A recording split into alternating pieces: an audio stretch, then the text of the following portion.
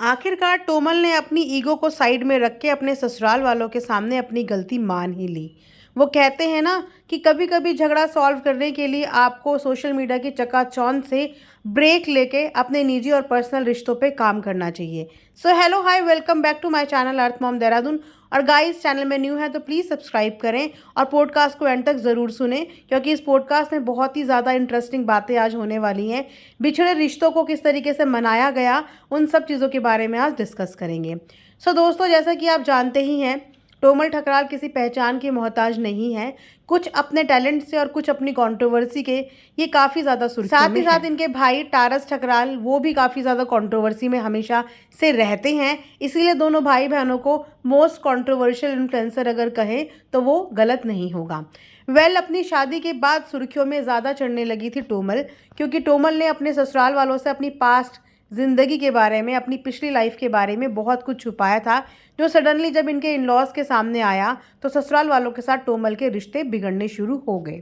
उसके बाद टोमल का सोशल मीडिया पे एक्टिव रहना कहीं ना कहीं ससुराल वालों को वो भी खटक रहा था, क्योंकि रिश्ते सुधरे नहीं थे, लेकिन सोशल मीडिया पे काम इनका बरकरार था। इसीलिए काफ़ी बार सोशल मीडिया पे इनके देवर ने भी अपनी भाभी के खिलाफ नेगेटिव बातें करी, नेगेटिव कमेंट्स करे, जिसकी वजह से दोनों ही परिवारों के बीच में दूरियां और ज़्यादा बढ़ गई और दोनों एक दूसरे के व्लॉग में आने बंद हो गए। इनफैक्ट एक दूसरे के साथ किसी तस्वीर के फ्रेम में तक एक साथ आना छोड़ दिया। उसी के साथ साथ कुछ टाइम पहले टोमल ने अपने भाई के व्लॉग में आना भी छोड़ दिया था। एक तरफ से बोला जाए तो टोमल ने अपनी पूरी लाइफ को सिर्फ और सिर्फ प्राइवेट कर दिया था। वो ना ही किसी के व्लॉग में आती थी, सिर्फ अपने इंस्टाग्राम पे काम कर रही थी। लेकिन back of the camera I think ये फैमिली बहुत कुछ सॉर्ट आउट करने की कोशिश भी कर रही थी। बीते दिनों हमें ये भी खबर मिली और ये अनाउंसमेंट भी टारस ने किया कि टारस भी एक छोटे से गैप में जा रहे हैं व्लॉगिंग से। तो सही भी है, हो सकता है इस व्लॉगिंग के गैप लेने की वजह से इनके और इनकी वाइफ स्नेहा के रिश्तों में भी कुछ सुधार आ जाए, जैसे अब टोमल के रिश्तों में सुधार आया है। अब टोमल के रिश्तों में सुधार आने का हमें प्रूफ इस तरीके से मिला है कि टोमल के हस्बैंड ने एक स्टोरी पोस्ट की, जिसमें ये लोग फैमिली डिनर में एक साथ नजर आए, जिन्हें देख के बहुत ही अच्छा लगा, क्योंकि लड़ाई झगड़े एक तरफ होते हैं, लेकिन फैमिली को हमेशा बैक कैमरा जाके अपने प्रॉब्लम को सॉल्व कर लेना चाहिए। हालांकि कोई भी प्रॉब्लम इतनी बड़ी नहीं होती कि बातचीत से सॉल्व ना की जा सके।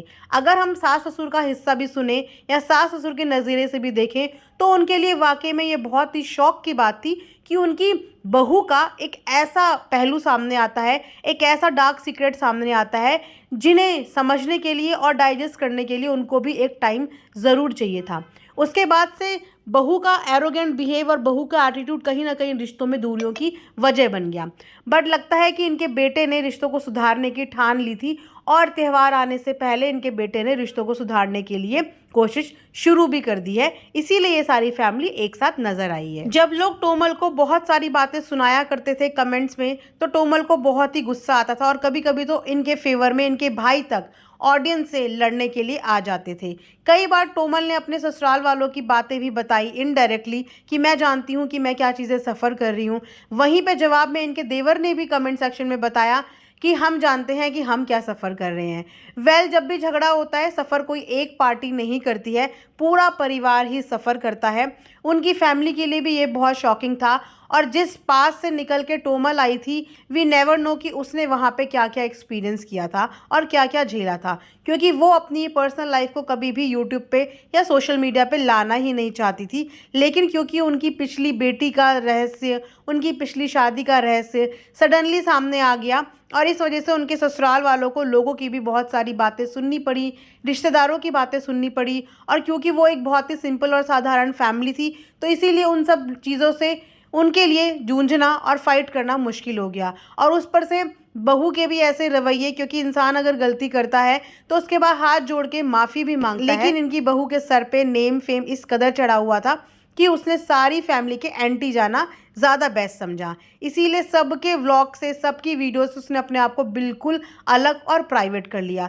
एक घर में होने के बावजूद इनकी सब चीज़ें अलग-अलग हो गई। ना किसी सुख में, ना किसी दुख में ये कभी भी अपने ससुराल वालों के साथ नहीं दिखाई दी। वहीं पे ये अपने भाई की व्लॉगिंग में अपने मम्मी के साथ, अपने पापा के साथ पूरा सपोर्ट में नज़र आती थी, जिसकी वजह से ऑडियंस इनसे और ज़्यादा डे बाय डे नाराज़ होती चली गई।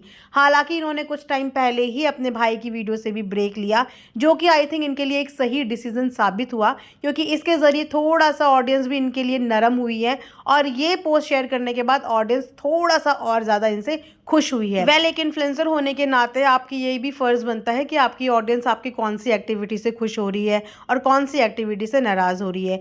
बिखरे रिश्ते किसी भी ऑडियंस को देखने में अच्छा नहीं लगता।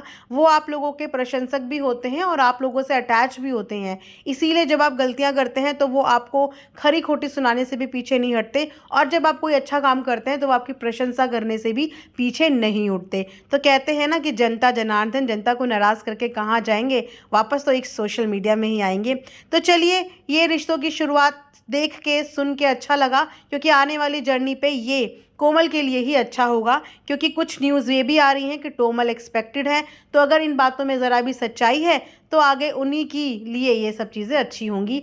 बच्चे को एक अच्छा माहौल मिलेगा, साथ ही साथ पूरे परिवार का साथ मिलेगा। सो इसी के साथ आज का रिएक्शन एंड करते हैं। आई होप आप लोगों को पसंद आया होगा। आप ज़रूर बताना कि कोमल के इस इनिशिएटिव से आपको कैसा लगा। Thanks for watching earth mom Dehradun.